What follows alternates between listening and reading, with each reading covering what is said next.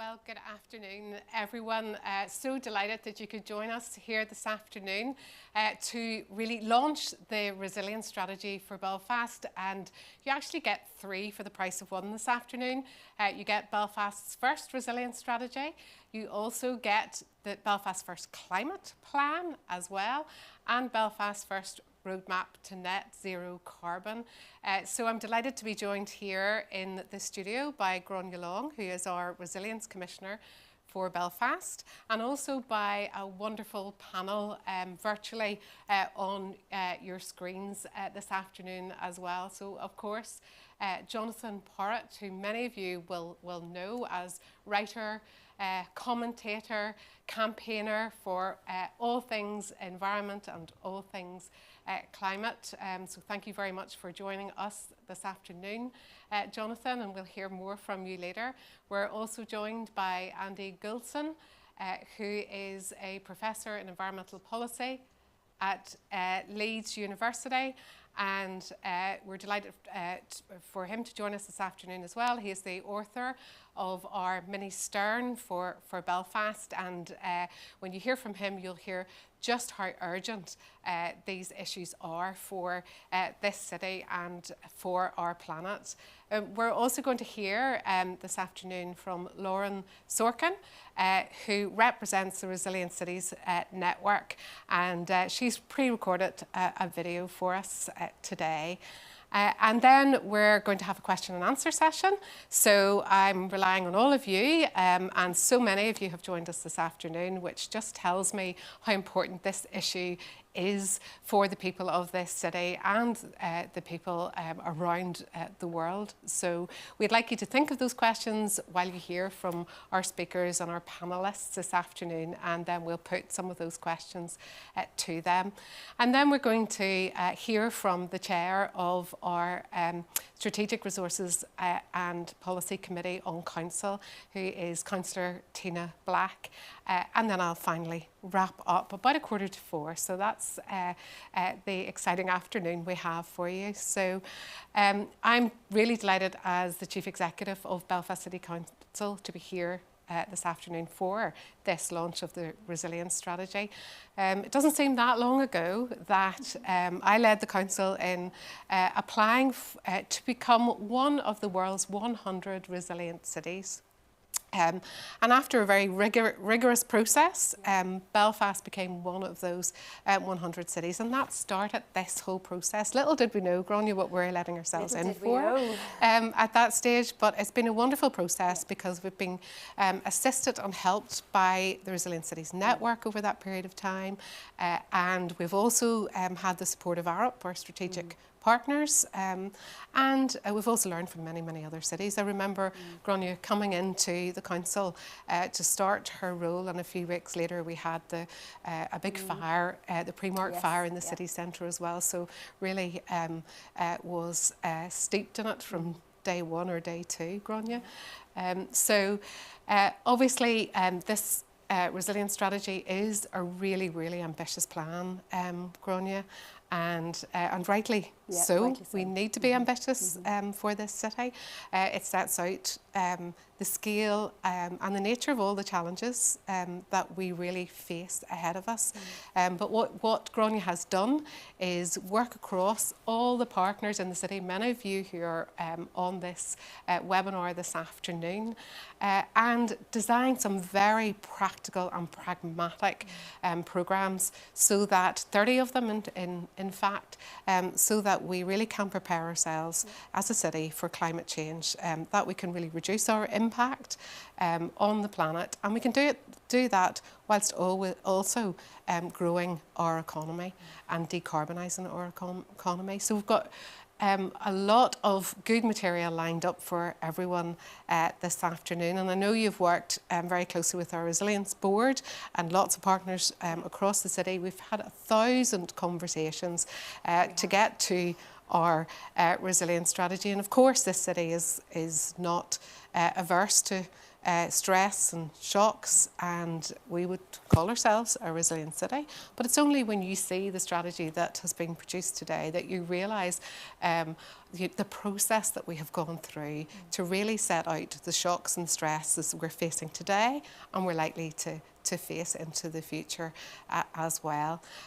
So I'd just like you to hear from Gráinne, first of all, who of course is the author of the strategy, and she's going to tell you a little bit more about what's in there and the process that we went through to get there. So over to you, Gráinne. Thank you, Suzanne, and a huge thank you to everyone who's attended today. I'm really conscious actually of how many people are on this event and are attending, and actually everybody who I've had a look at the list of people who are with us, Suzanne, and so many of them have co-written this with me, have committed to the partnerships and to the projects in the document, have submitted so much analysis. I mean, I think we had at one stage over 900 data sets. I remember that very messy week where we sat down and looked at everything and helped to really pull that analysis together. So, you know, if there's one message, I suppose, for me in finishing the strategy and now thinking through the next stage of implementation, is that this is genuinely a collaborative document, and you know that there's no one organisation who will make this happen. There's no one organisation responsible for delivery. It is genuinely a citywide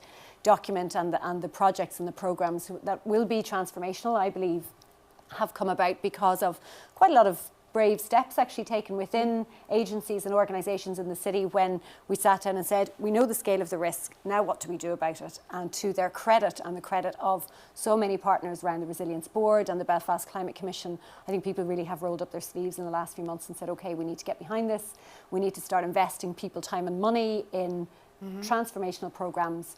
So this document really genuinely doesn't feel like something that's going to sit on a shelf. It genuinely feels like a document that has life to it and will have impact. And I suppose we are facing a decade now of serious crises from a climate perspective, and we know the level of urgency, and we're going to hear that over the course of the afternoon. So as a result of that, we thought very carefully about the kind of document that we wanted to produce, the kind of strategy that we wanted to produce. So we've, rather than had one document, we've actually got now a strategy that has three important parts to it. The first one being the resilience assessment. So in other words, what's the scale of the problem? What are the problems we're trying to solve? And that should stand alone. And I suppose my vision for this, and the vision of the partners in the city, is that this document will be reviewed on a regular basis. So every 2 years or so, we should as a city come together and check in.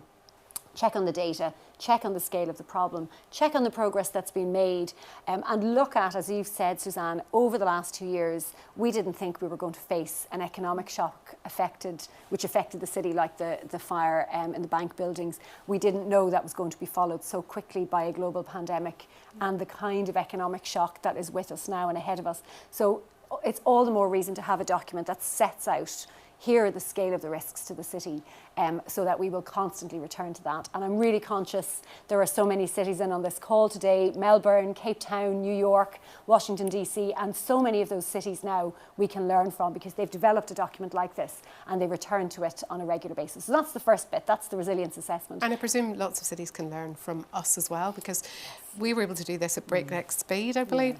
Yes. In comparison to other places. That's right. And you know, in a way, when we think back as a council and as a city to the start of this, it did feel that we had a lot to learn from others. And I think we can boast today, and we can actually allow ourselves a bit of time today to say relatively quickly now we've upped our game. We're now in a position where we know the problems we're trying to solve, but we now have a plan. And that's why the second part of this strategy is a climate plan, the city's first climate plan for Belfast. Something that I'm really proud actually is a genuinely collaborative document, as you say, has 30 transformational programs. So it's deliberately short. You know, it's not a document that needs to spend a lot of time on the problems we're trying to solve, because we've done that, but actually it's about now how do we go forward. And that document will be held by the Resilience Board, which is a citywide partnership, and many of you are with us today, so thank you for joining us. It's co-chaired by a number of organisations across the city, and they will also then develop the delivery plan, that detailed document that we will use then to monitor progress. So I'm really pleased now that we have documents that stand apart, stand alone, and that stand up, I suppose, against any other cities that have done this work, and rightly we have learned from those.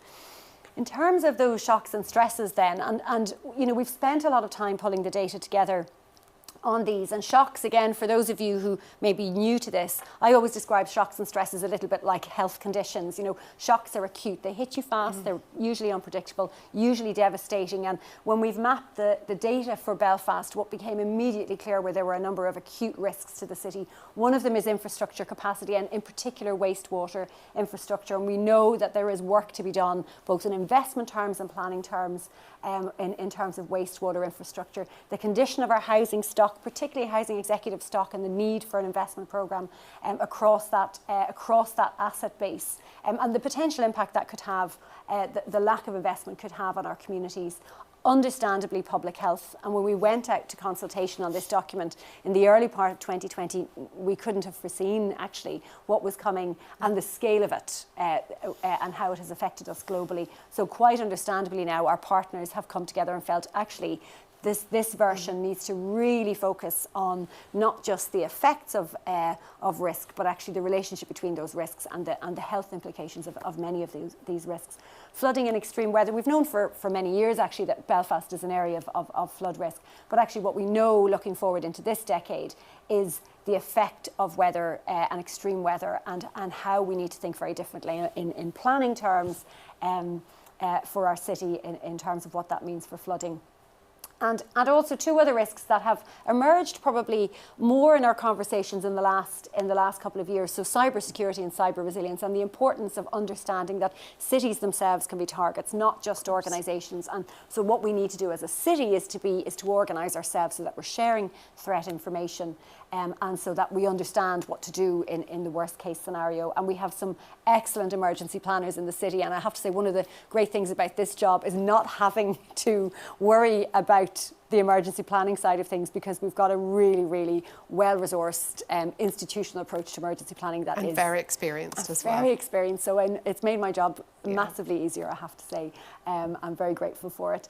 And then obviously UK exit, and we're speaking today, 15th of December 2020, as we await the outcome of the trade negotiations and so on. So we know, irrespective of what's going to happen over the next few days, certainly the exit of the UK from the EU is going to have economic implications for Belfast, its relationship east and south, and globally. So there's a huge amount for us to think about as a city in relation to that.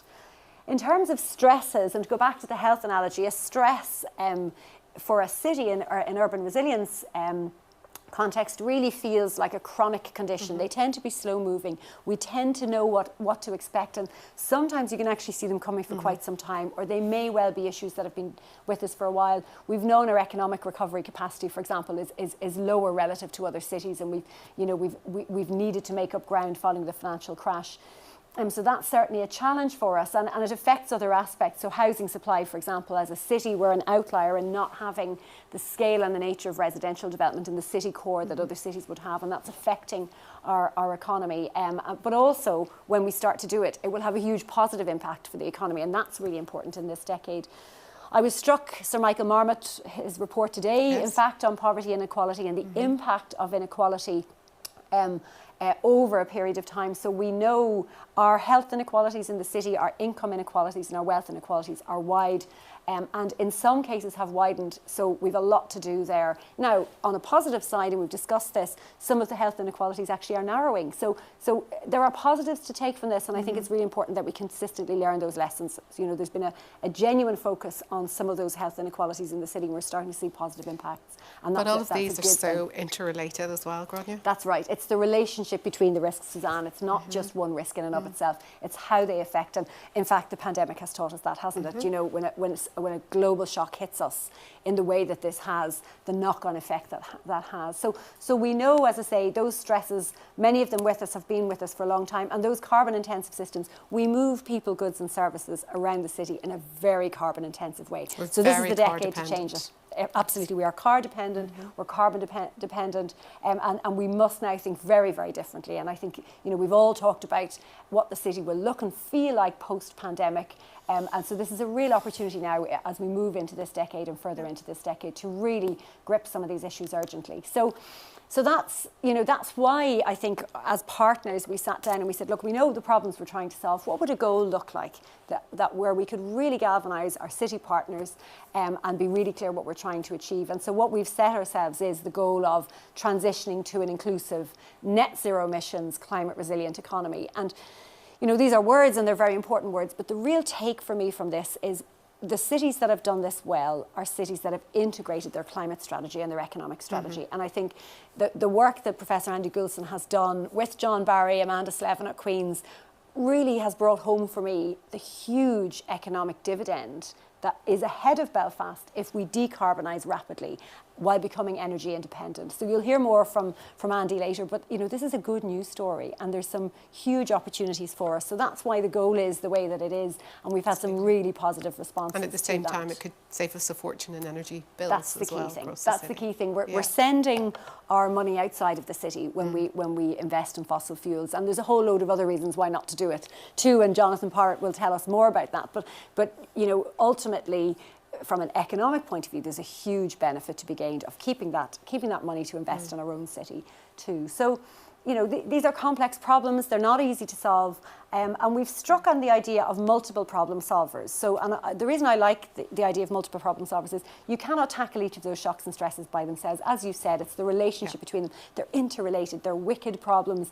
If they could be solved, someone would have done it by now, frankly. So what we need are multiple problem solvers. And these are levers that you can pull that will solve more than one problem at once or solve several of them at once. So we've focused on 3 areas, all still trending towards that goal and making sure that we deliver on that goal of a zero emissions, net zero emissions city. So a really strong focus now on adaptation and mitigation. So protecting the city, but also decarbonising at the same time, ensuring the participation of children and young people. And that really came out strongly in all of our discussions. And in fact, when we launched the resilience strategy in draft for consultation, it was a young person, it was Adam, who stood up and said, this is my city, I believe in it, I want to see it healthier and they're so and passionate about it as well at that age. Many of them on the call today with us, and will be rightly saying to me, now you've said this, where's our platform, how are we going to do this? And then finally on to the issue of connectivity, how we move people, goods and services around our city in a decarbonised way. So, many of you on this call and in this event have put these transformational programs together. They are not small tasks. I mean, you could take one of them and be proud that we're doing one. And it is genuinely my belief that when we deliver, not if we deliver, but when we deliver these 30 programs, we will have transformed Belfast. It will look and feel and be completely different to what it is now. And, I won't go through them all, but the fact that we have such a focus within our harbour, for example, to be the greenest port. And that work isn't starting, that work is well underway and hugely ambitious actually, and will have a phenomenally positive impact. The sustainable district in the Linen Quarter. So again, a number of us together last week moving forward with those plans. And I think again, a real opportunity now to think very differently about how we move around our city and what we develop and how we develop it. And a really exciting moment for the city. Ulster University, I'm really grateful to Rafi Foley for coming to us with an idea and saying, actually, there's a potential here to take our young people, our architecture students, to train them up and to, as part of their learning, to help them then educate leaders, public sector, other leaders across the city, and a really good programme to kind of tip on its head the way we think about education and leadership. So that, and I think that's going to be really unique, and I've no doubt other cities will be following up with us, Suzanne, to find out more about that and want to know what we're doing. And Ulster University has also developed a Masters in Planning and City Resilience. So there's a real focus now, not just on how we involve young people, but how we ensure that they have what they need in terms of their capacity to do this. And our ambition to be a playful city, and there's huge work going on within the city core and in other parts of the city to make this a really child-friendly urban space. And finally, in terms of the programmes, really, really big and really ambitious programmes on sustainable drainage. We have a sustainable drainage infrastructure plan out to consultation, a really important partnership between ourselves and the Department for Infrastructure. Huge kudos to TransLink. They are developing zero emissions transport at scale in the city. They have really ambitious plans for a zero emission city bus fleet. Electric and hydrogen? That's right, a combination of both, really important that we get behind that now and we start to talk about it as a city. And I think, again, that's the point about this this programme is that all of our partners now start to work together on it. We're involved in electric vehicle infrastructure, which, as you know, is something that Council is taking forward. And I'm really pleased that as a group of partners, we have held on to that ambition for eradicating fuel poverty. If we do all the things we need to do to our buildings, to our transport, we should, and all of the work on energy, we should end up with much reduced fuel poverty. And fundamentally, this is about an inclusive economy, and there's nothing better that we could do than to reduce fuel poverty right down as low as we can possibly do it. So finally, for me, I think it would be absolutely remiss of me not to mention the fact that there are now permanent structures in the city. So, this is not an initiative. This is a programme now that's going to take us forward into this decade. And we now have two really important boards. The first one being the Belfast Climate Commission, which is a think tank. It's a group of advisors that work really, really hard to commission the data and the analysis that we need to get this work done. And Professor John Barry and I at Queen's co-chair that together. And they advise the Resilience and Sustainability Board, the delivery partners essentially, who come together, Northern Ireland Water, the Housing Executive, a number of organisations across the city that are delivering this now, and both of those structures have worked massively hard, and I'm very, very grateful to them for their work. It's very evident from what you're saying, Gráinne, that this takes every organisation across the city, every part of society, every anchor institution, etc., to really put their shoulder behind this particular wheel. That's right. Make it happen. Absolutely right. It's about people now and resources and making it happen. And this is a great example of it. It's lovely to be able to launch this today, but also be able to say, and we've done this. Now the work has started. 1 million trees for Belfast, a really ambitious, and rightly so, an ambitious programme to plant 1 million trees. I can tell you, literally as we speak, that there are trees being planted. I've been guaranteed that today, that there are trees being planted today. But the great thing is, I think not only will we plant 1 million trees in 15 years, but I think we'll do more, and I think we'll even go faster than that. But that was a critical example of an idea that came from the Belfast Metropolitan Residents Group, came to us, and we were, as a council, able to coordinate a group of partners to start that. So it's a great example of, a proper ground-up, community-led programme for the city. And lots of enthusiasm behind it from all of our citizens. That's right.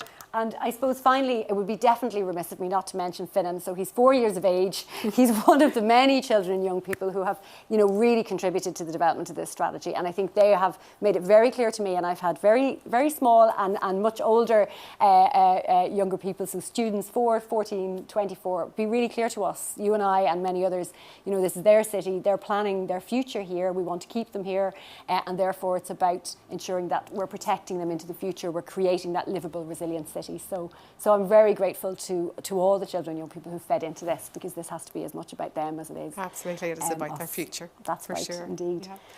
So that's it. Yeah. So what what a level of enthusiasm from Gráinne. Thank you, Gráinne, and amazing that we have got to this stage so very, very quickly as a city. And now it's on to delivery. But as you say, we've already started, and we're rolling out programmes and projects right across the city. So I think now we're going to hear from Lauren Sorkin from the Resilient Cities Network. Over to Lauren.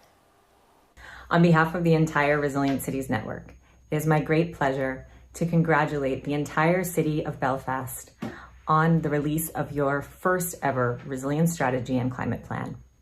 We are thrilled to virtually participate in this milestone with you.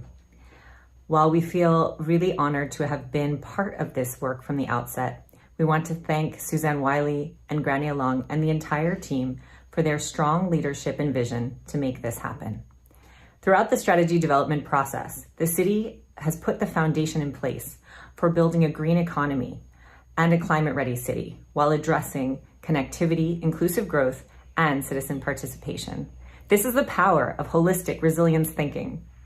Releasing this strategy is just the beginning, and Belfast has already put in place both the right partnerships to move this ambitious work forward and the governance arrangements that will ensure resilience thinking is embedded into the city operations day to day. While the city highlights exemplar initiatives from others in the strategy, Belfast also serves as a great source of inspiration for many cities in our network. Whether it is how to use the levers of new and existing planning to embed resilience, or how to recover from a shock, like the fire of August 2018, or place children and play at the heart of city development, we're excited to continue to share this emerging work with cities across our network, and to have Belfast as an active contributor in all that we do. I would also like to thank Belfast team, and especially Commissioner Grania Long for her support and thought leadership while we've been working to create a new, truly city-led organization as a part of the Global Steering Committee alongside San Francisco, Cape Town, Rotterdam, and others. We have built together a truly city-led, impact-focused network, and I'm so grateful for all of her support and partnership. We look forward to continuing our work with the Chief Executive, with the Commissioner, and the rest of the Belfast team, so that we can continue to future-proof people, places, and systems, and amplify this great journey through our global network. Congratulations to all of you. So thank you very much to Lauren, and great to hear from her this afternoon as well. And now we're going to turn to Jonathan Porritt.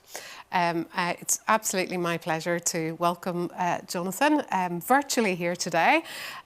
Jonathan came over to visit in 2019, and he really did lay down the gauntlet for us in Belfast, as he tends to do. And he did challenge us really to make sure that we really worked collaboratively across the city, that we really got commitment from our partners across Belfast, and that we were really action orientated. So we're going to hear from Jonathan this afternoon. What we've asked him to do is to reflect on strategy, give us a bit of feedback on what he thinks about it. And I know from what I know about you, Jonathan, you know, you have challenged us to be bold, brave. You've challenged us to act at all costs, because we really do not have much time left. And, you know, one of the questions I would have had was, well, do we have a snowball's chance in hell of actually doing this and achieving this in the time that we've got? But you're going to answer that for us, because Jonathan has just published his new book, which is titled Hope in Hell, and a decade for confronting the climate emergency. So hopefully you'll use some of that knowledge from the book that you've written to challenge our strategy this afternoon. So over to you, Jonathan. Thank you so much. Really delighted to be part of your proceedings today. I'm just incredibly sad that I can't be with you in person, but it is better than nothing to be with you virtually. And I have very happy memories of my 2019 visit to Belfast, and many visits before that, of course, when I was chair of the UK Sustainable Development Commission.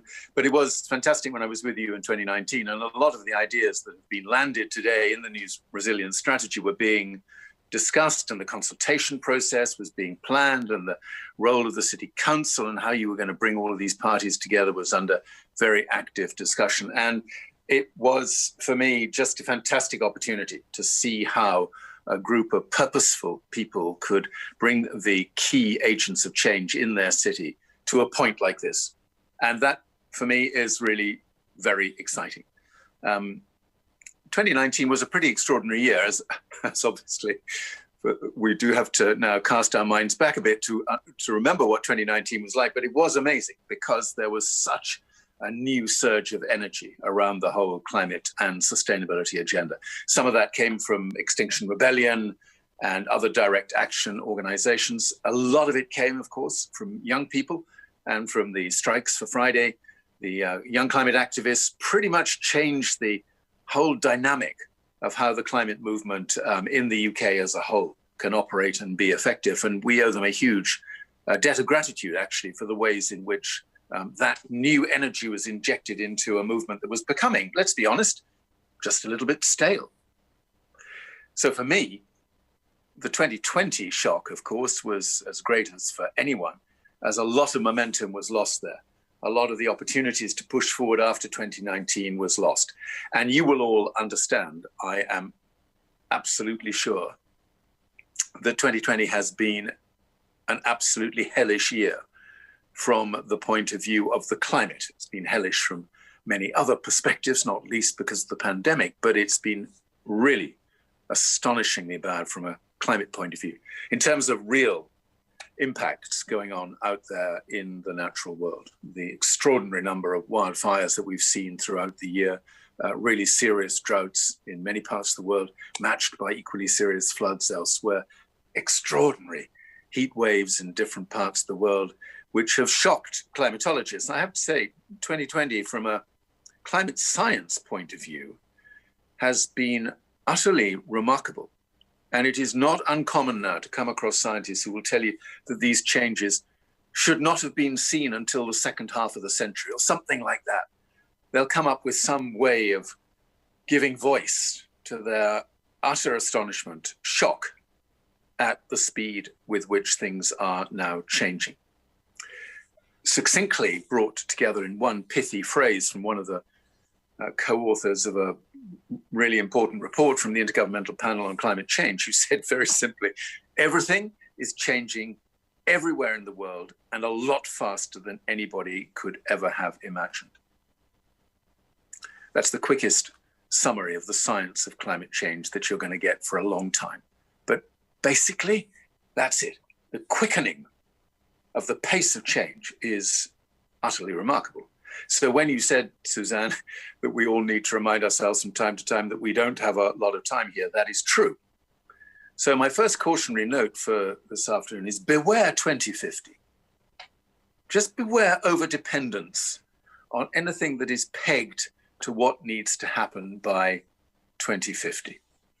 There's a bit of a trap in that, and we all know this from a political perspective.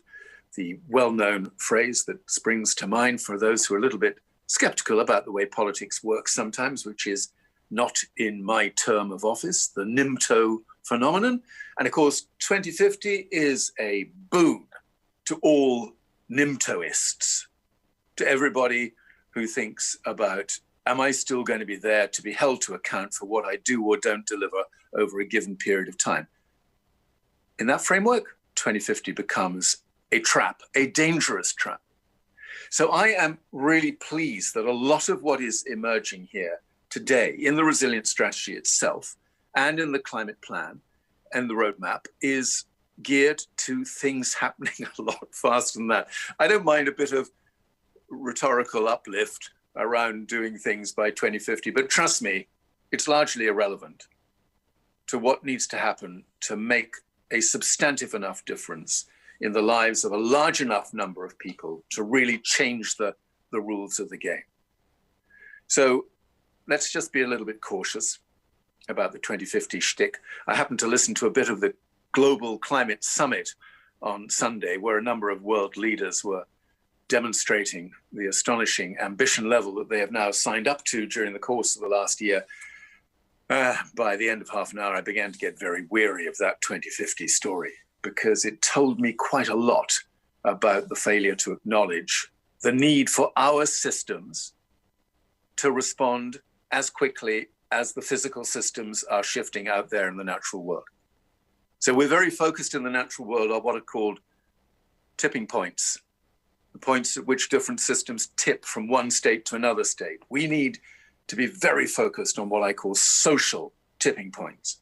How can we move things forward equally, purposefully, and rapidly so as to tip different systems into a much more dynamic frame of mind, a much more dynamic, action-oriented path than is currently the case. Now, I don't want to be too cynical about this. 2020 has actually ended on a much more positive note from a climate point of view. After quite a lot of cajoling along the way, we've had a whole sequence of acknowledgements and statements from the UK government about how seriously it now addresses the whole climate emergency story. We had Boris Johnson's 10-point plan. We had Rishi Sunak's spending review. Then we had the National Infrastructure Plan. Then we had the Energy White Paper. Then we had the Global Climate Summit. And you began to think, oh, good heavens, something is going on here. At long last, we do seem to be landing quite a lot of these different points of contact with people.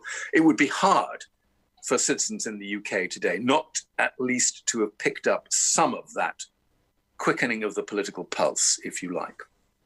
So I want to just touch on three of those different moments very quickly, all of which I believe have very significant implications and lessons for Belfast and the challenge that you are taking forward in Belfast.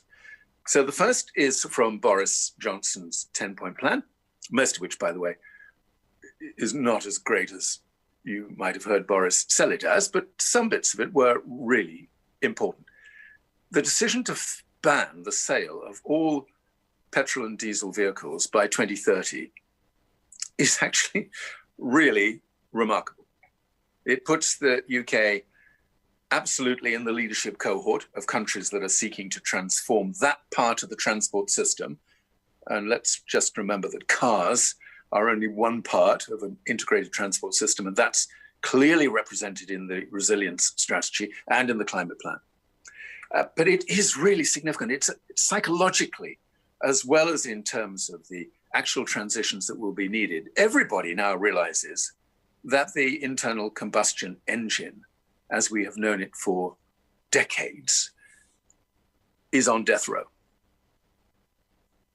It'll take quite a while to get rid of every vehicle that is still a petrol and diesel driven vehicle, because just banning the sale of new vehicles doesn't mean that all those old petrol and diesel vehicles disappear off our streets. They won't. And government will have to come back with a lot of measures to actually accelerate the transition away from those old vehicles sold before 2030. But I don't want to underestimate the significance of this. It is really significant. And for Belfast, the story then becomes, how quickly can Belfast get ahead of this game here in terms of the infrastructure for charging of all these new EVs? There is going to be one hell of a rush going on around the whole of the UK as people suddenly think, oh my God, okay, a decade, that is a big story.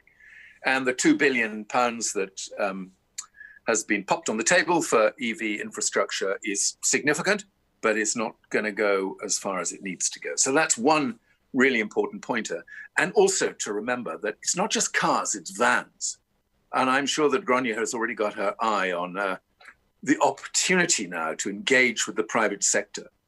Any company that runs a fleet of vans, for instance, to do what it needs to do across the city, they're absolutely in point position to make a huge difference by expediting the transition out of their current generation of vehicles into electric vehicles. So this is significant, and I think could be really important. Last little point about that.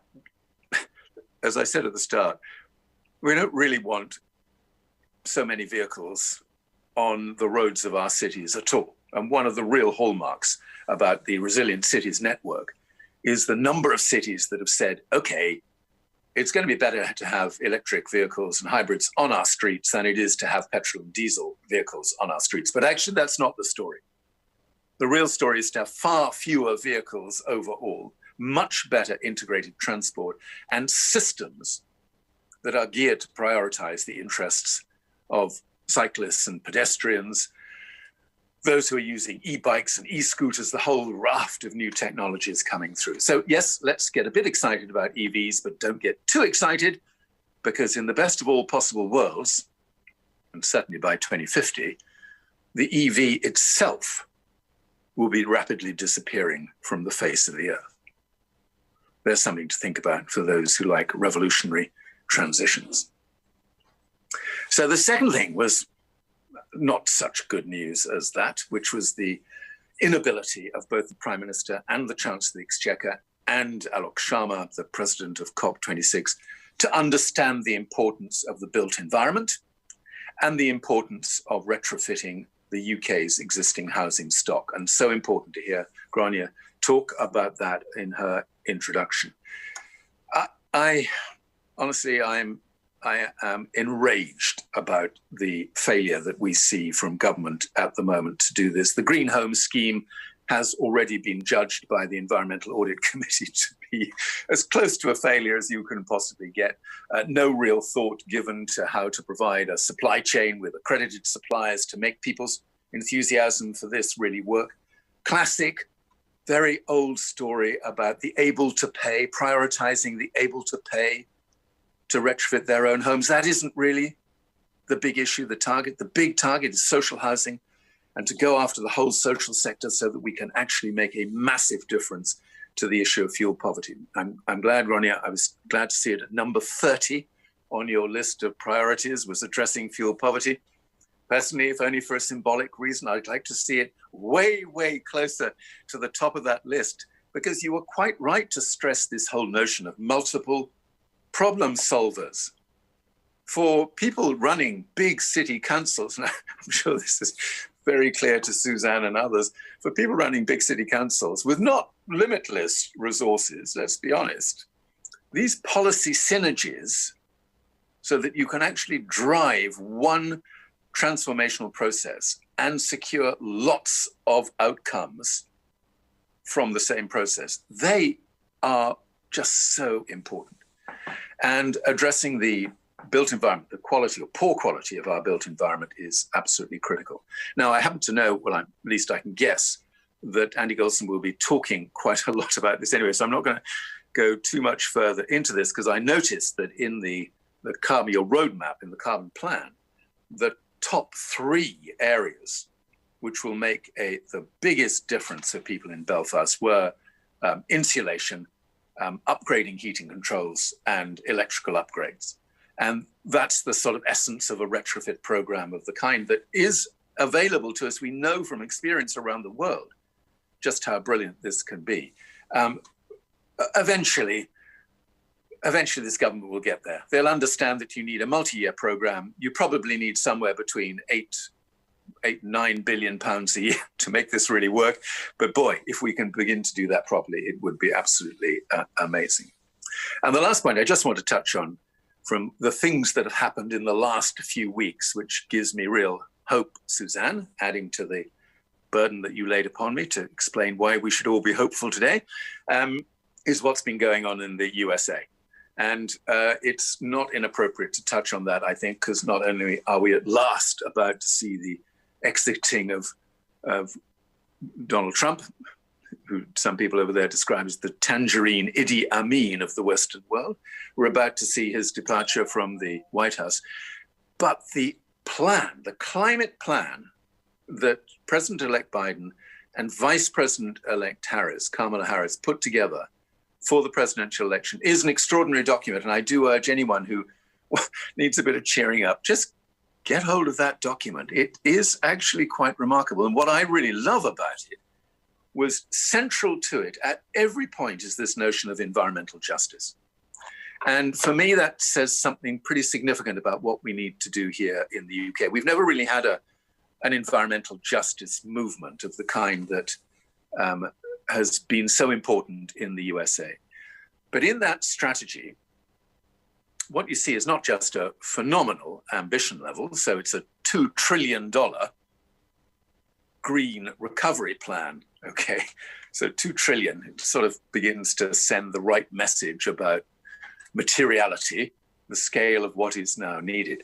But fascinatingly, 40% of every federal dollar that is now spent over the course of this presidency, the next 4 years, must be targeted on disadvantaged communities, and all of those communities in the USA that have been disproportionately affected by decades of environmental dereliction, during the course of which many communities, particularly in the South and the West of America, have been so badly affected by this kind of environmental injustice, particularly, of course, communities of color, Black and minority ethnic communities. So the whole document is full of exactly the kind of synergistic approach that I think you were talking about, Grania. For me, it's really very significant indeed.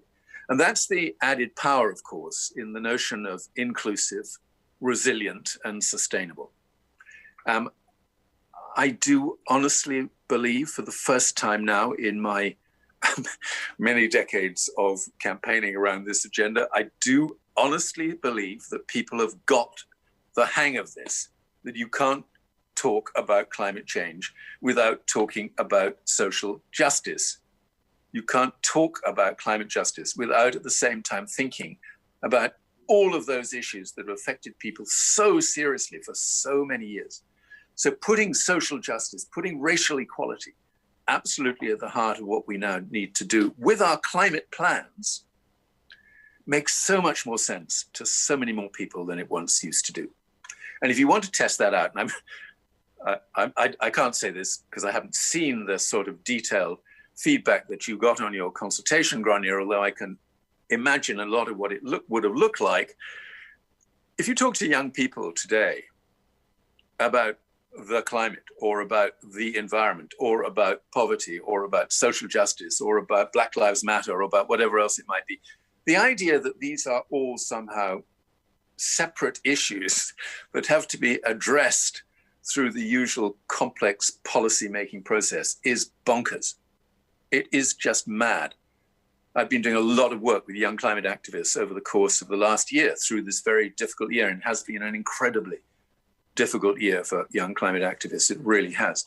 But just seeing how integration for them comes naturally and instinctively, and it emerges from this deep heartland of justice that so many young people have. It worries me still that we have to work at this intellectually. We have to kind of do all these complicated joins to make it work from a policy perspective, or how we get buy-in from society. But when you're dealing with young people, it's a rather different story. So again, Grania and Suzanne, I just wanted to celebrate the degree to which you have involved young people in this process. I remember when I was in Belfast and we were talking about what you were going to be doing to land your strategy, it was clear that the role of young people was going to be central to that. And boy, you have certainly lived up to that commitment.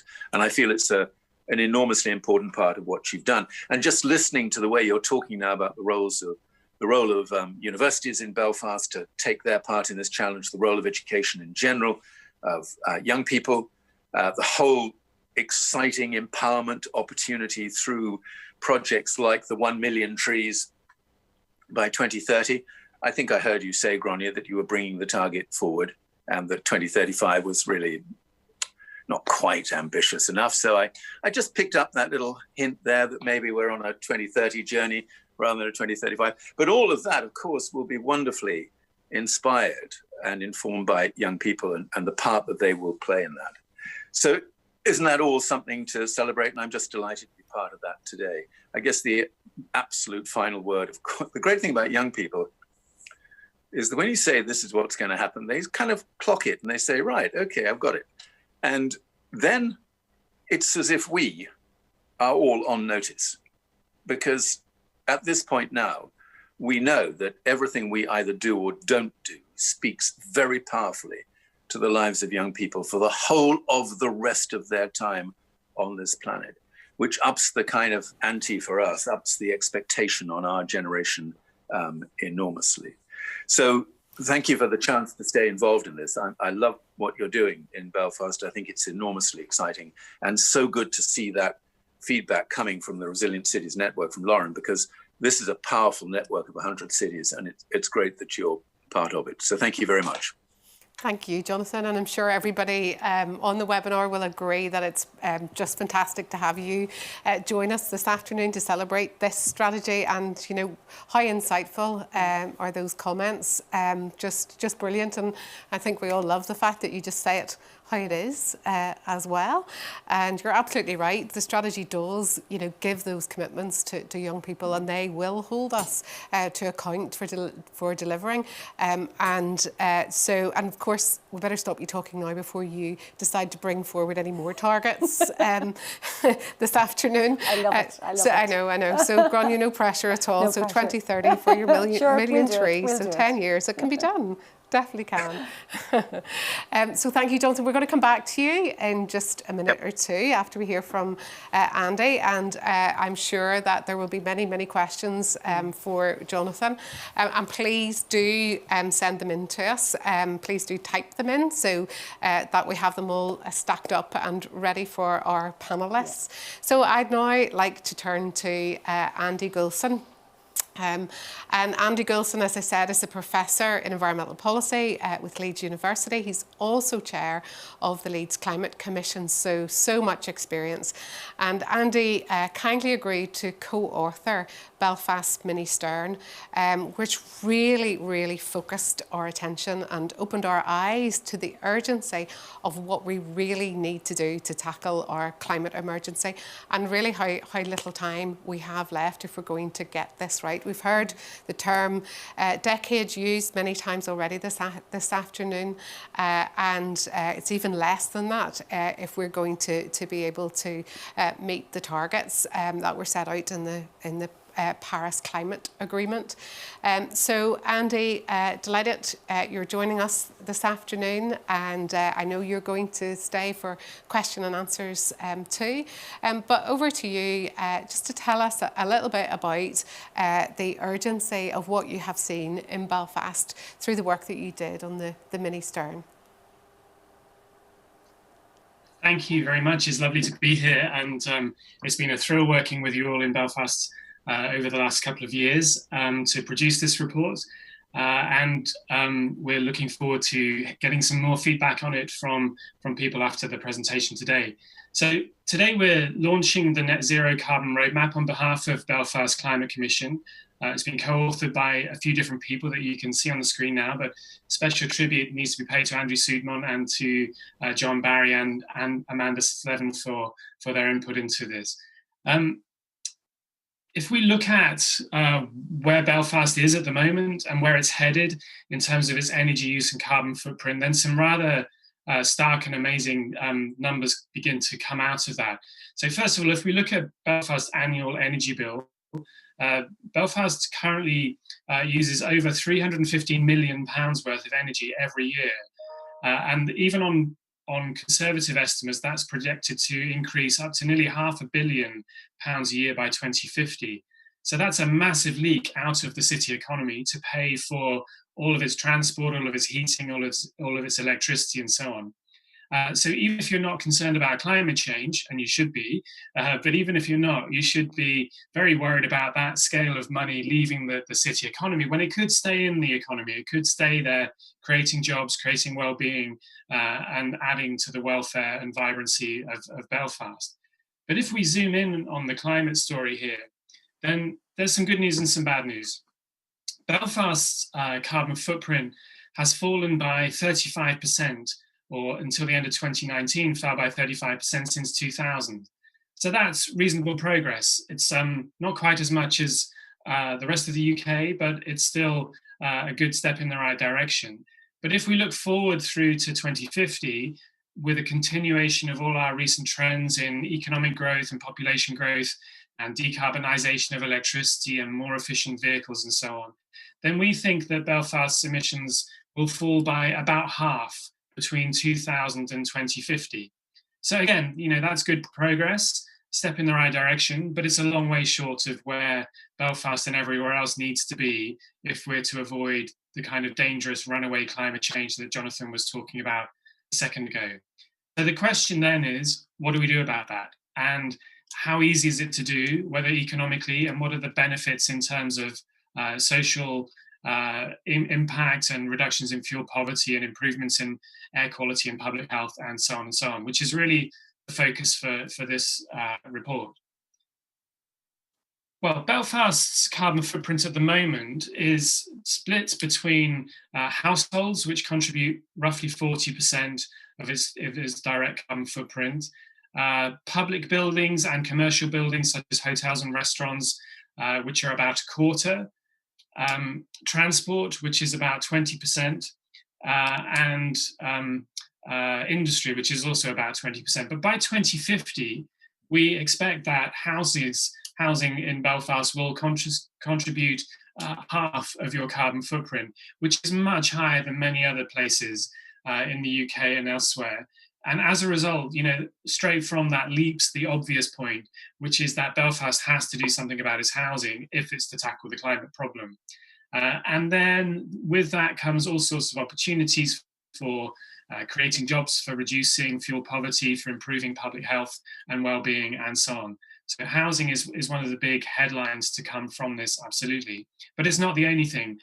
We also need to tackle transport emissions and emissions in other buildings and in industry too, if Belfast is to reach net zero in a timely way. And when we look at the scale of the challenge, then it all becomes rather stark.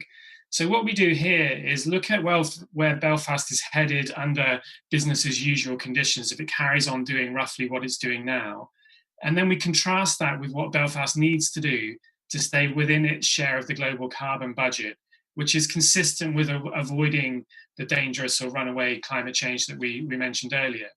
So if we take the global budget and divide it by population, so no adjustment for history or for inequality now, we just give everybody an equal share of the global carbon budget, then the line that Belfast has to follow in terms of its carbon emissions becomes the lower dotted line here.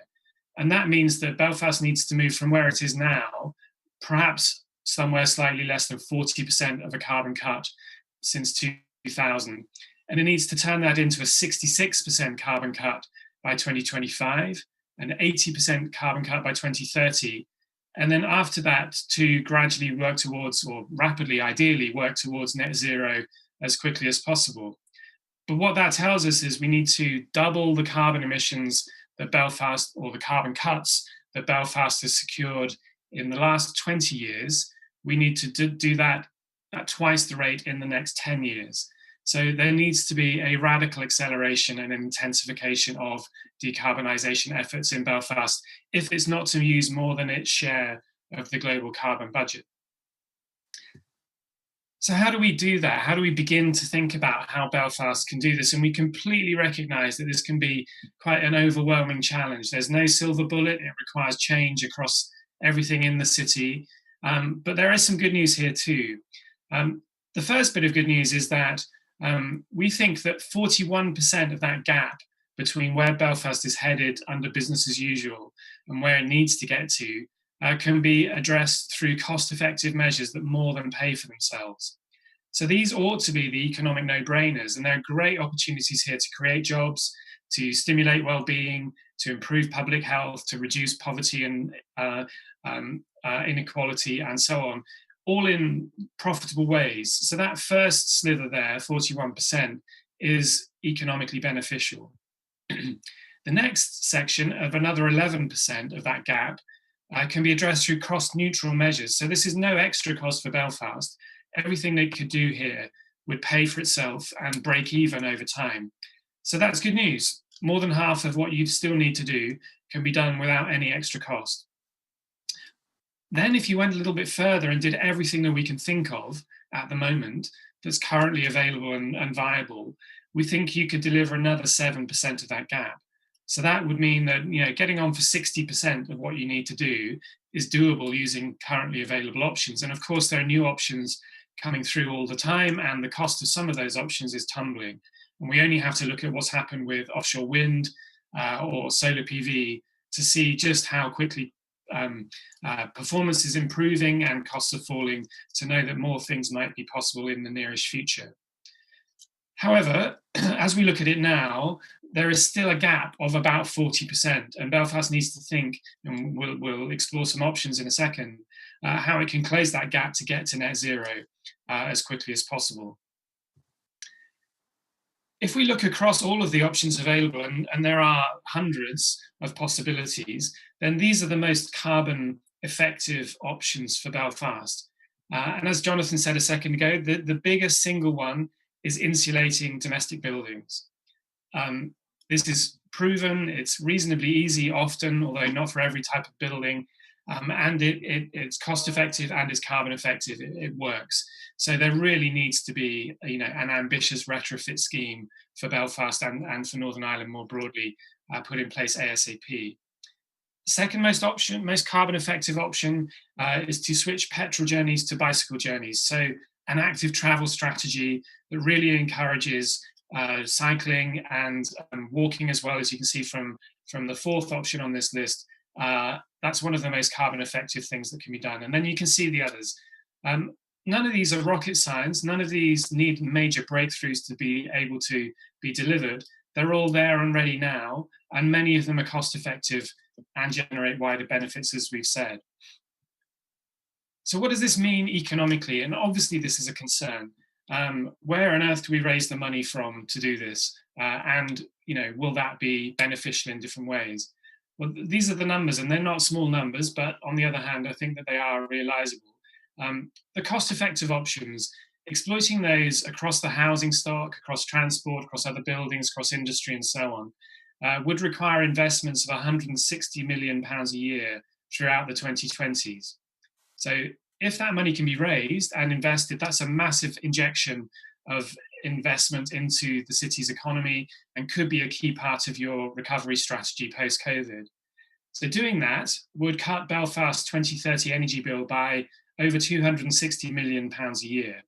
So it would pay for itself and some just through the direct savings it generates. And doing that would also create nearly 5,000 years of extra employment. So how many other opportunities are there around for Belfast at the moment to create that level of return to the city economy and that amount of employment in the city? And our challenge, I suppose, is to say, well, if there was another one, I don't know, relocating Microsoft to Belfast, how many people would you mobilize? How much effort would you put into to win that competition? That's the kind of scale of activity that we need, and energy and commitment to bring this challenge to bear within Belfast.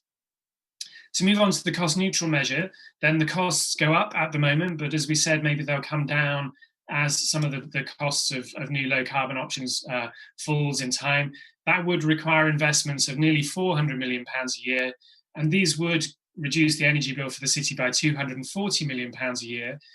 We should stress many of them would also improve connectivity, reduce congestion, tackle air quality, improve public health, reduce fuel poverty, and so on. So there are lots of other good reasons for doing these things beyond the direct payback.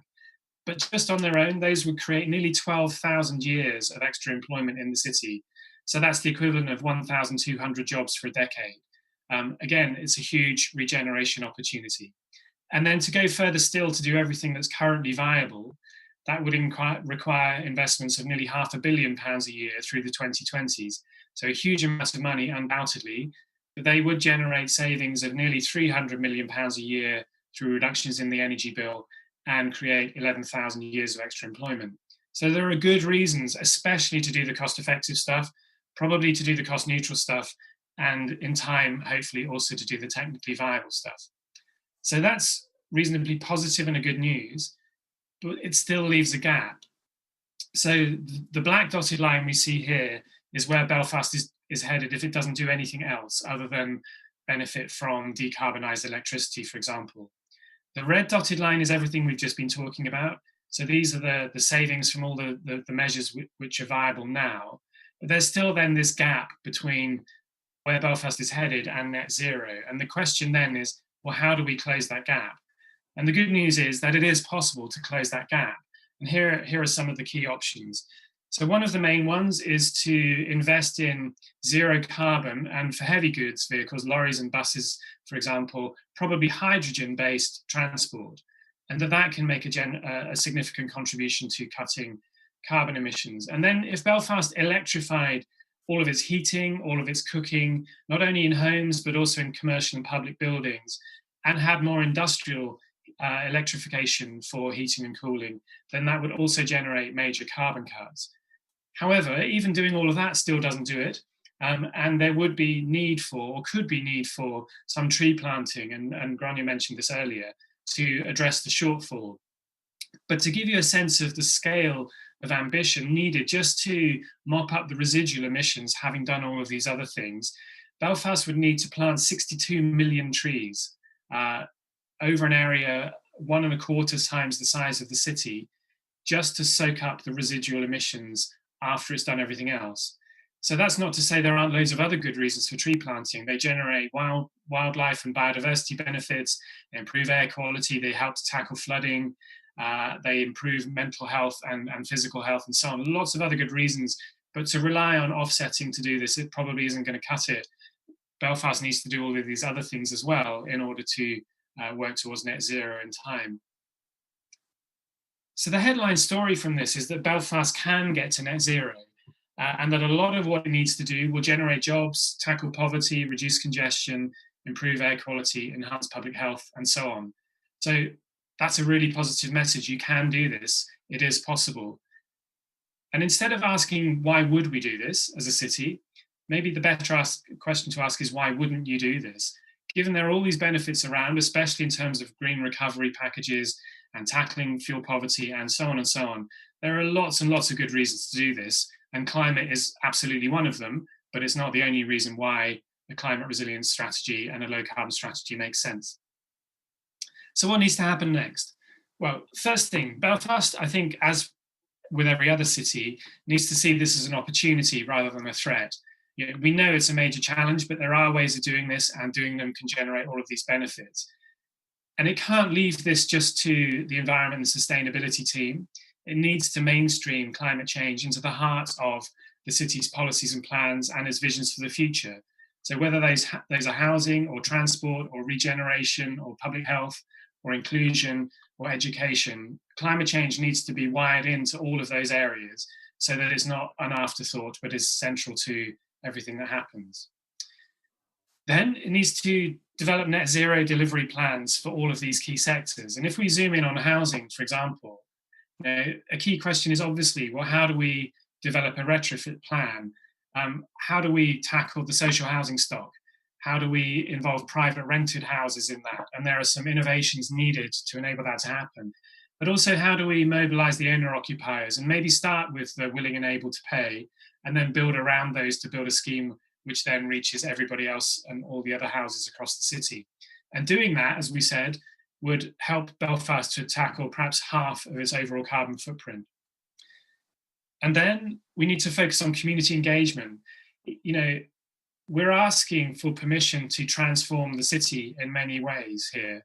And to do that without engaging with the community and getting that social license or that legitimacy and approval in place to do this is dangerous, because we only have to look at France, but also lots of other countries to see, you know, with the Gilets Jaunes movement, what happens if you start on an ambitious journey without getting the buy-in in advance. And related to that, and again, as Jonathan was saying, this absolutely needs to be a just and inclusive transition. We need to find ways of channeling the benefits of all of this towards the poorest communities that otherwise run the risk of being left behind or left out of this. So how do we have an open and inclusive process where all parts of the city mobilize and feed into a climate plan and feel like they own it and it's being done by them and for them instead of to them? And other cities, including Leeds, have found that a citizens' jury or citizens' assembly can be a key way of mobilizing different voices and hearing them and building that shared sense of ownership and legitimacy for an ambitious transition plan. And then lastly, Belfast needs to explore different options for financing and investment of these low carbon options. And I know that there's a lot of pent up interest in energy amongst the financing sector, but also new options like green bonds, where local people can invest in local projects and generate some benefit perhaps for themselves, but more importantly, reconnect to their city and swim in the swimming pool that they help to heat and meet the job they help to create by channeling their investments towards local low carbon projects. And lastly, related to that, there's a need for a clear employment and skills plan. How do we make sure that all of this investment feeds into and generates good quality, sustainable jobs in Belfast that really benefit the local community? And we know that there are some blockages or bottlenecks in the skills pipeline, and that some training now and some capacity building now will really help to make sure that most of the benefits of all of this stay in Belfast for the local community. So the headline again, it's absolutely possible. There are loads of good reasons to do it.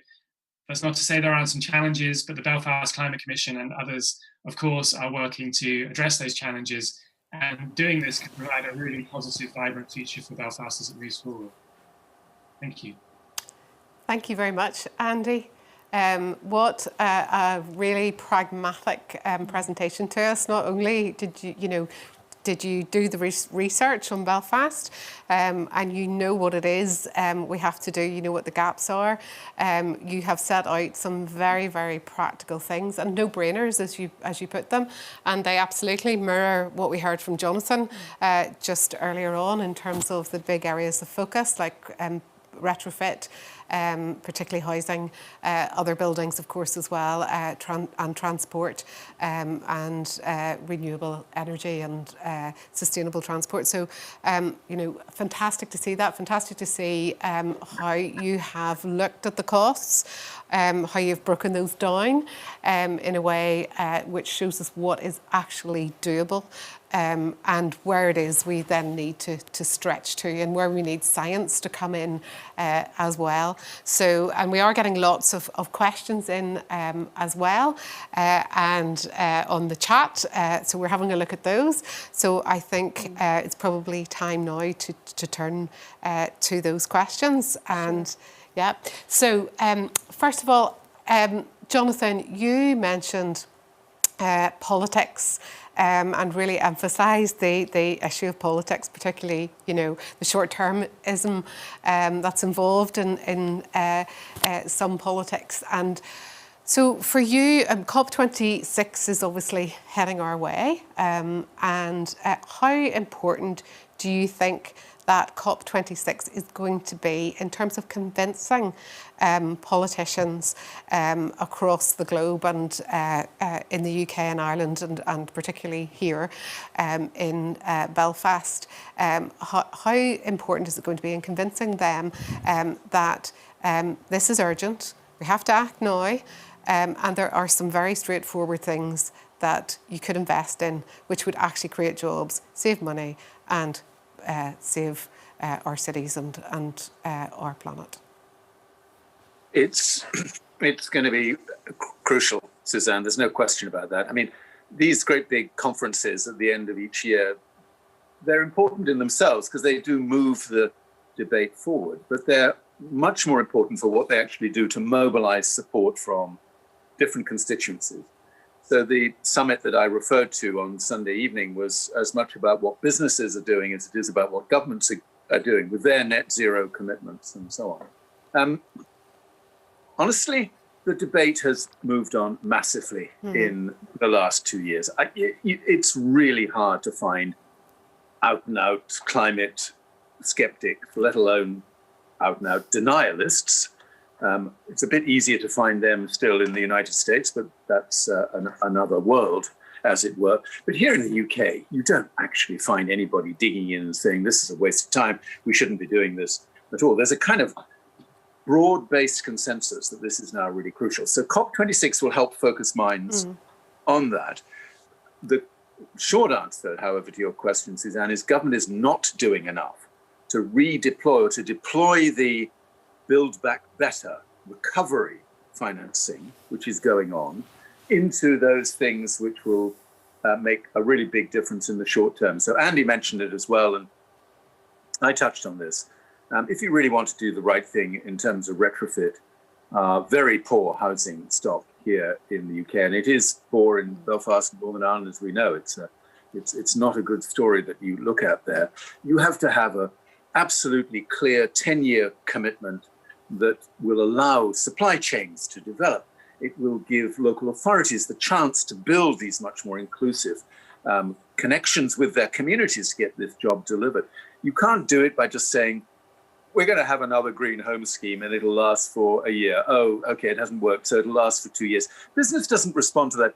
I do wish that people in government actually understood a bit more about how business works. It would be so helpful if they actually got their heads around what it is that makes stuff work, particularly for small businesses. And you ask anybody in the trades or in the built environment, and I do a lot of work with that sector, and they'll say, please, give us a break. If you want this stuff to work, here's what you have to do. Map it out. Federation of Small Builders, of Master Builders, for instance, has given a 10-point plan to Boris for what he needs to do to sort out retrofit here in the UK. I don't suppose he's read it. I don't think he reads terribly much when it comes to his own statements. But it's a shame because the business world knows what to do in this space. And I imagine, Andy, you've come across this many, many times, this kind of inability to think longer term through the perspective of building what I call a supply chain, what you were referring to as a really strong, inclusive network of people on the ground to get the job done. Andy, do you want to comment? Absolutely. I think that there's lots and lots of pent-up interest in energy and commitment and investment often in businesses. especially smaller businesses. And government policy has a key role to play in providing the stability and the certainty and the vision to enable businesses to have the confidence to mobilize that. I think too often national policy runs the risk of either creating uncertainty, which stops people from mobilizing and investing, or going for top-down monolithic schemes which run roughshod over fantastic local place-based initiatives. And what national government ought to do instead is to listen to place-based schemes and learn from them and build national policy around these amazing local innovations. That's a much, much more effective way of doing that. But frankly, at the moment, Westminster, I think, has a rather sneering attitude towards local government sometimes. It really isn't helpful, and thinks it can do everything on its own. And we need more devolution, we need less austerity, and we need more respect and support for local initiatives. Of course, couldn't agree more with the place-based approach to things, which is little understood, I think, sometimes at a government level. We're having a raging debate here on the chat around the type of fuel that we should opt for in terms of heating in particular in future. And so there's a debate about gas, there's a debate about electric renewable sources, wind, etc. Do you want to comment on that, Andy? And then I'll go to Gráinne. In terms of what you saw during your research here in doing the mini Stern, what's your perspective on where we should be thinking about going in terms of our domestic heating in particular? There's a great adage, which is that, to reach net zero, you can choose any low carbon option you like, as long as you choose all of them. And I think there's an element of truth here. And some of those may have a role to play in bridging between where we are and where we need to be. But in the medium term, we need to switch to zero carbon heat, especially, and electrification. And obviously renewables plays a key role in that. But also things like community or district heating can play an absolutely vital role. Maybe there are other options around carbon capture which facilitate, nearly net zero gas, or hydrogen from wind and renewable sources generating hydrogen. There are absolutely possibilities for a diversity, but I think at the heart of it, it needs to be renewable based and electrified based on renewables. And maybe there are some other options beyond that, but that has to be the core. Okay, thank you. Gráinne, do you want to comment on that? Yeah, I think that's what the evidence shows, and why Andy's report and the net zero carbon roadmap is so important, because it says really clearly it's buildings and it's transport. And as a city, when you're presented with so much analysis and so many decisions to make, to be in a situation where we can now spend the next 10 years focused on buildings and transport, it makes it simple and easy. And to Jonathan's point and Andy's, we need strong policy intent. Investors will place their money where they know there is certainty, and therefore that's why buildings and transport. If the policy framework here backs that up, Suzanne, we will have, I think, a really interesting decade ahead. And I think what makes the net zero carbon roadmap a game changer is I don't think you're going to see a report like it that will say as clearly as it does and as backed up by the evidence, invest here, here's the economic dividend. It's really clear cut. Really clear. And from a policy perspective, it's fantastic to have that in our hands. Housing is an interesting one. I agree entirely with Andy. You need entirely a mixed approach to this, because it will depend on the design of the home, it will depend on the location of the home, on the condition of the home. So there will be no single answer to this, but I think the key point is tenure as well. For sure. Yeah. And all of that then, dictates the funding strategy and so on. So, sure. we're in a good place in the sense that in terms of our proximity and our size, and Belfast, we always say is at the right scale to reimagine systems. So I think, come back in 10 years, and I think we would like to have seen the kind of transformative change that Andy's talking about, because we know how to get there. Absolutely. And of course, we have a really big social housing stock here, but I also noticed on the chat that we can't ignore the fact that we have a growing private rented sector as well, and so lots of work to be done in that sector too. Okay, so just to change tack a little bit, I see there's some questions about carbon footprint from tourism. Obviously, our tourism sector has suffered greatly. We were making great strides with tourism here in the city, and created many, many jobs for local people, and also opened up Belfast to the rest of the world as well. So how do we do that? You mentioned building back better, Jonathan, there. And how do we do that to bring tourism back to the city, but do it in a way that it does respect the environment? So, Gráinne, I'm going to go to you first. Sure. I mean, you know, tourism's had a really difficult year, obviously, and given where we're at, and to their credit, I mean, what we've found certainly in putting the strategy together is none of our colleagues in the tourism sector ran from this and said it's now too difficult. Actually, what they've done is quite the opposite. They've leaned in. Belfast as a city has now undertaken a piece of work to join a global destination sustainability movement. And essentially it's a group of cities that now come together. They benchmark against each other to sense check and to measure where they are in terms of their sustainability credentials in the tourism sector and where they want to get to. So, you know, to the credit of Visit Belfast and others, they've done this work now. So we know what we need to do. We know the challenges ahead.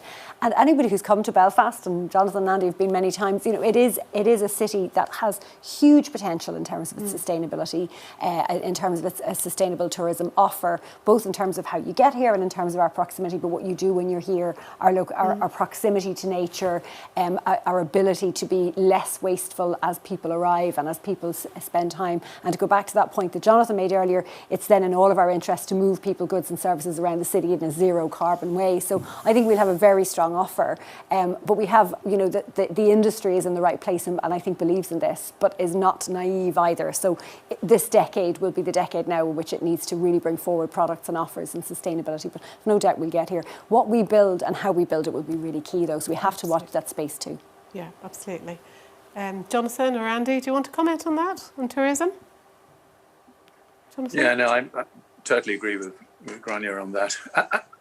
I guess my simple answer to that is Belfast can enable every single visitor to Belfast to have a low impact, carbon neutral, good, inclusive experience. That's the story. And when you're talking about what it is that makes the time that a visitor spends in a city special, it's the fact they know the city and the people in that city are working to a set of objectives with which they will sympathize. Because sometimes I hear people completely obsess about, oh my God, but what about the carbon footprint of people who fly to Belfast? And I think, for God's sake, just ease up a tiny bit. Okay? What really matters is just making sure that this special place, Belfast here, when someone arrives in Belfast, that they're going to have as near to a zero carbon, high quality, inclusive, convivial experience as any human being on planet Earth can get. And if in the meantime they have caused some CO2 to be emitted in the process of getting to Belfast, okay, so be it. But listen, they can then look after that bit of their carbon footprint themselves. They can actually take responsibility for the emissions caused by the means of transport they've taken to get to Belfast through really sensible gold standard offsetting of the kind that a lot of environmentalists are really stupidly critical of. If you do that well, there's no reason why it shouldn't add to the net quality of the experience. Absolutely. And that just leads perfectly on to another question that's been asked about individuals and households in the city, and what are the key things that they can do really to contribute to this whole agenda and the resilience strategy. I'm going to start with Jonathan, because I think you're going to have to say goodbye to us, I believe, after the answer to this question, I think. So I'm going to start with you, and then I'll go to Andy and then Gráinne. So, Jonathan, what can individuals and households do? Do you know something about my itinerary this afternoon that I don't know? Oh well, maybe maybe not. I was here with you until 3:45 until the end. Well, obviously we'd love to have you as long as possible. So you're very welcome to stay. You might have already heard enough of me, but I think in a way on that particular issue, in terms of citizens in Belfast and how things pan out with them, I think both Gráinne and Andy will be closer to that, and I'd love to sort of hear from them, because I think there are some universal responsibilities and obligations on citizens wherever they live, that's for sure. But there are always particular aspects of particular people in a particular place, and that's what you're really talking about here with the resilience and the low carbon strategy. So over to my fellow panelists. If you'll allow me to hang on for a bit longer. Of course we do. Of course we do. We're always delighted to keep you for as long as we possibly can. So Andy, what about you? What 2 or 3 things would you say for individuals and households? Well, in terms of homes and the carbon footprint of our homes, I think the obvious thing to say is that insulating homes and making sure you have the warmest, most comfortable homes, which doesn't sound like much of a hardship if you can do it, is the best thing to do. The single biggest carbon effective thing that people can do in many contexts is actually to turn down their thermostat by 1 degree if they're comfortable and safe doing that. Not everybody is. But little behavioural things like that, 0 cost, but maximum benefit. Put on a jumper instead of turning your heating up and so on. It's trite, but those do have a big carbon saving. But I think the broader point perhaps was raised here and in the last discussion item was around our wider consumption-based carbon footprint. And what we focused on here was only at the emissions within the city. The emissions from the fuel and electricity used within the boundaries of Belfast. And we know from most other cities that when you start looking at the impact of everything that's consumed in the city but produced elsewhere, if the consumers took responsibility for those emissions, then the carbon footprint can even double. So actually looking at our consumption-based patterns, and that includes flying, I think can go a long way to also reducing our footprint. And things like changing our not necessarily giving up meat or dairy, but eating less and better quality meat and dairy is one way of doing it. Reducing food waste is another. For the city as a whole, investing more in green infrastructure, wood and nature-based solutions rather than in concrete and steel-based approaches. All of those things have a massive contribution to make to the wider carbon footprint of Belfast, as well as the things we've been talking about. Very practical. Wear a woolly jumper and eat less red meat. Suzanne, yes? it's Jonathan again. Sorry to jump in so quickly, but you were absolutely right. I do have to quit the screen because unfortunately you've got to bring in another guest on the same Well, call. just So before really you do, sorry. Jonathan, and I think you might be able to come back in and join us, but not on the screen. So we just want to say thank you so much to you because it's been absolutely a real pleasure, and I think everyone has really enjoyed learning, hearing from you, and been really challenged by you. Just before you go, if we were to come back in 5 years' time to Belfast, what one thing would you want to say, or 2 things? We'll give you 1 or 2 things before you go. Well, first thing is it had better be before 2025, because obviously I'm hoping that I'm able to come back and look at the amazing progress you will have made after 2 years, let alone after 5 years. So I think that would be the first thing to say. And for me, the next thing is honestly to put in place the foundations for doing the retrofit with the housing stock in Belfast, which I see as the single most important win from so many perspectives. As Andy said, from a health perspective, a social justice perspective, fuel poverty, emissions, you name it, it ticks every single box that you might have out there. Okay, well, and with that, thank you very much indeed, Jonathan. My pleasure. And Andy, one other thing that you would add if you come back in 5 years' time? You told us, we need to reduce by 66% by 2025. So what else would you want to see has happened when you come back here in 5 years' time? So I think it would be amazing to see residents of Belfast investing in and getting benefits from their own transition, and doing this in a bottom-up way that people are excited about, and that they feel is delivering a prosperous, vibrant, healthy, inclusive city. That would be fantastic. And there are mechanisms to do that now. The beginnings of that are happening. It's not anything that depends on major breakthroughs or innovations that haven't happened yet. So yeah, a community-led, bottom-up transition that people are excited about being well underway within 5 years. Great. I think is absolutely necessary, including both the housing retrofit, but also the transport planning and other aspects that we've been talking about throughout today. Perfect. Thank you very much. And lastly, to Gráinne, she's not going anywhere. She's staying in the city, hopefully for the next 5 years very anyway. Much so, yes. But clearly, she's going to take up a different role as CEO of the housing executive here. So Gráinne, What do you expect in 5 years' time? Yeah, well, I mean, look, you know, how could I disagree with Jonathan Party? And he's completely right. You know, the game changer for Belfast and for Northern Ireland is investment in retrofit and in housing. So we have to make that happen, and we have to do. And this is going to be a decade of scaling up. You know, and everybody's now saying that it's now accepted that that's what's ahead of us. But I would go back to Andy's point as well. I mean, what has really encouraged me was during the conversations and the engagement that we had on this strategy over the last number of months. Nobody said this is a bad idea. Nobody said we don't want to engage.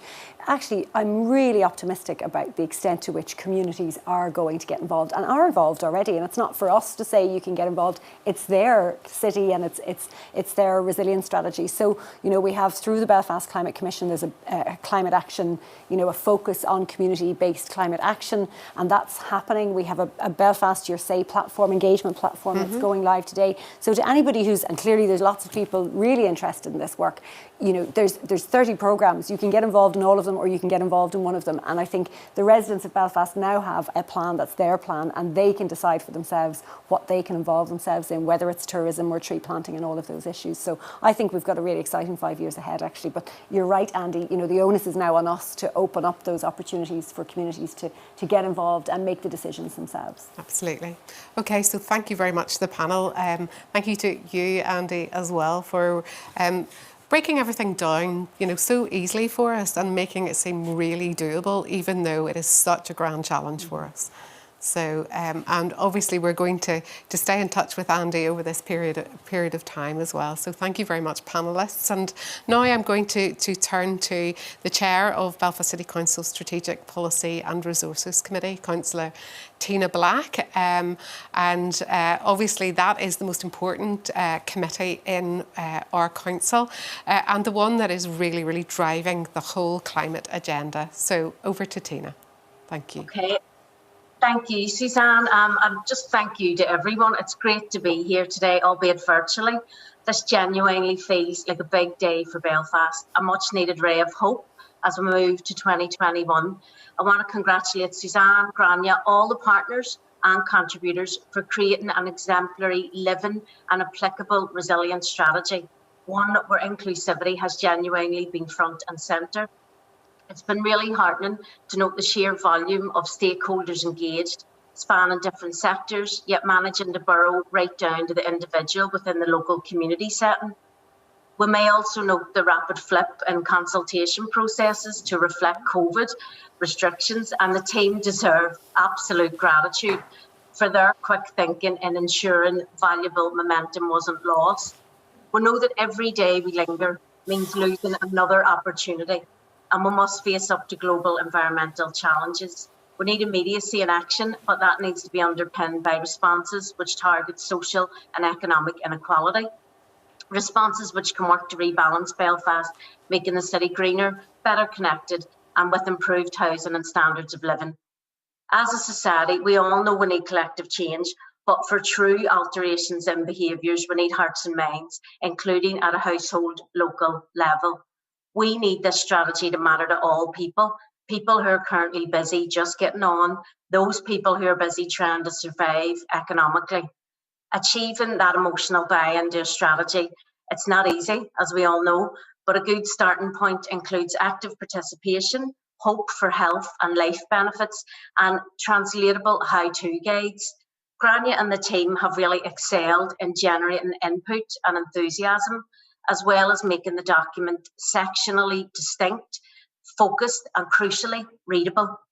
The stresses and shocks reflect the global, but also place a mirror to Belfast in terms of issues such as housing, economic disparities, trauma, mental health and connectivity.